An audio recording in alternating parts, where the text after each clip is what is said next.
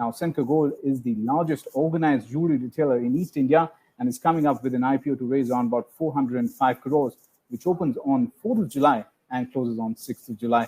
Thank you for being part of the show, Mr. Sen.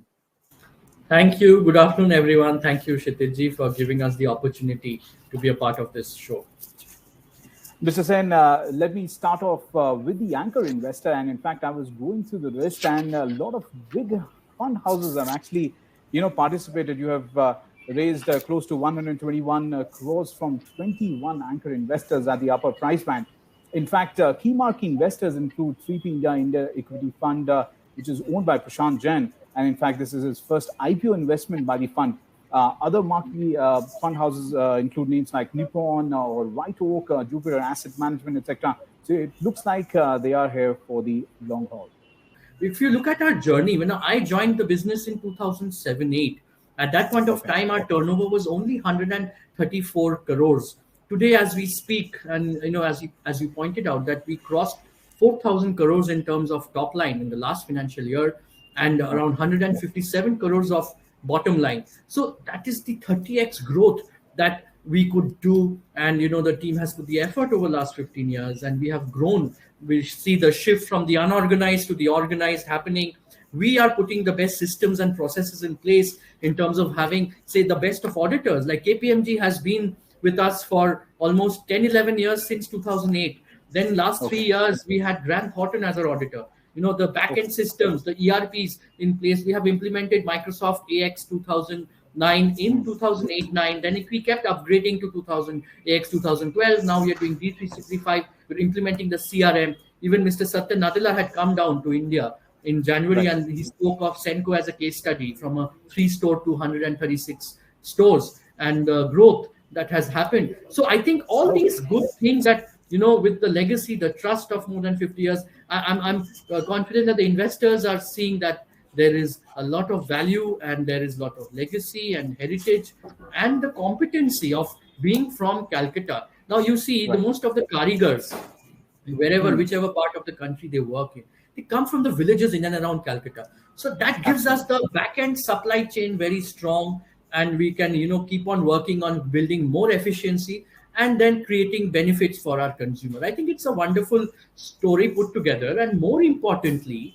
the stores that we have, 136, 75 are company operated, and 61 are franchisees. Now, this franchisee model, I would say that in the jewelry industry, there are very few players in the industry that have successfully implemented and run the franchisee model for so many years. Since 2000, we are running this model parallelly. And it has allowed us to get into the tier 2, 3, 4 cities and towns of the country. You are Eastern India's largest retail jeweler. And, if you can just highlight a little bit on the expansion plans in the other parts of the country. If you look at our historical past, 70 to 80% of our stores are in Eastern India. And around 15% of our stores are in North India.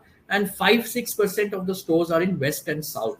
So we are very clear that, just like covering the low-hanging fruits, working on the economies of scale, leveraging the goodwill, the competencies, the brand that we have built, we will continue to focus more on the eastern and the northern part of the country. We derive a lot of inspiration from great investors and business models. And if you look at the DMart strategy, the way they have penetrated into the deeper and deeper into the locations that they're already in. So we are very highly concentrated in East India. We'll continue to maximize the benefits out of it. And North India is our next focus zone. And I'll be very clear and honest that financially also it makes a lot of sense, because the return on capital and the return on net worth will continue to happen. And the numbers that you see is amongst the better performers in the industry. And this is why we are being able to do that. So this is how we would like to move ahead.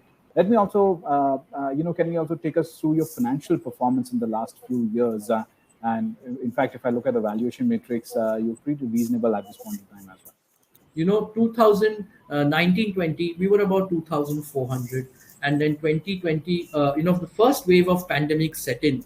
And unfortunately, I lost my father in the first wave of pandemic. But in that particular year, we grew by 10% from 2,400 to 2,600 odd crores.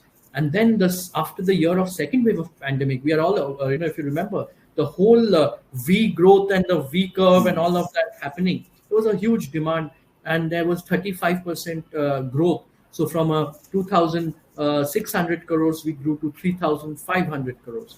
And the last Right. financial year, from 3,500 crores, we crossed to 4,000 crores, close to Right. 4,100 crores.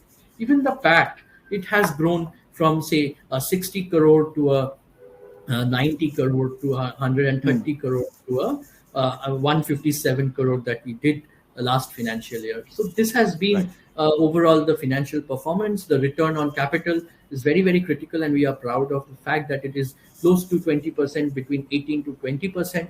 The gross margins that we make, in terms of the EBITDA levels, if you see, it is in the range of 7 to 8%. Our Hmm. financial cost, the interest that we pay, since we have a very unique requirement, which is gold, right? And you get from the bullion bank something called a metal gold loan that comes Hmm. at 3.5%. And if you look at the rest of the other working capital, that comes at Hmm. say 9 to 10%. So therefore, a Right. large part of the loan that we take is in the form of gold that comes and you get used in our manufacturing it as raw materials, right? And Hmm. they are all short term loans, 180 days, or the working capital is also, it's nothing is long term. So this is Right. how we are working on the overall scenario of the finance. Absolutely. Now, jewelry industry, if you look at it, it's been growing in India in the next, in the next few years. And how robust will the shift from the unorganized to organized players you see? So last 10 years, if you see the change, the organized was holding around 25 to 30%, and 70% was unorganized. But Okay. currently, that 20-30 of organized versus 70 of unorganized has become almost 50-50, almost like a 40-60 or a 45-55. Now that is Right. driven by two parts. One is that the organized players such as ours, who has brought in system processes, tech driven, a strong team, we have grown. That is one part of it. And also the unorganized people, with the onset of GST, with the onset of these hallmarking becoming mandatory, they are also becoming more and more organized. So this is how we see that gradually this tailwind of unorganized to organized will continue to happen, and more of the industry will start getting organized. No, no, absolutely. In fact, why we're asking is because other organized players, like, if you look at Titan or if you look at Kalyan, they're also expanding the footprints. And, just wanted to understand from yourself that what gives Senco an edge in the Eastern, periphery, in the Eastern market. So I would say that trust is a pillar of strength. 50 plus years in the market and has been ever evolving, adopting the best of technologies and the best of practices.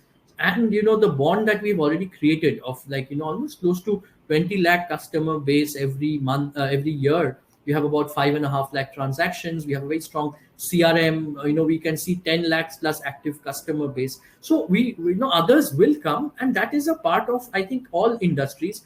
So everyone will play to their strengths. We will play to our strengths. Our focus, our average ticket size, as we told you, is 60 to 70,000 rupees. So we Yeah. make jewelry that looks heavy, weighs light. And I think with the increase in gold price, this is a strength that will help us to keep growing in these Right. markets. Absolutely. In fact, you were talking about competition, and Aditya Birla Group has also, announced its entry into the branded jewelry market. Do you see the competition sort of intensifying in the industry with both Tatas and Birlas sort of trying to outdo each other? See, the point is that they are there in the organized segment, but again, Right. there is a shift of market happening from the unorganized to organized, and I think that is where the market play will happen more. That unorganized markets will reduce and organized players will grow, and we, being a part of the organized industry, we will grow. So there will be new entrants coming in, and I think as an industry member, we welcome them because we'll all learn from each other and try to use the best practices that we do from each other, so that as an industry we don't fight amongst ourselves, but we fight with the other industries and bring Yeah. the share of the wallet to the industry. No, absolutely. Well, on that note, thank you so much for your time, Mr. Sen, and we wish you all the very best.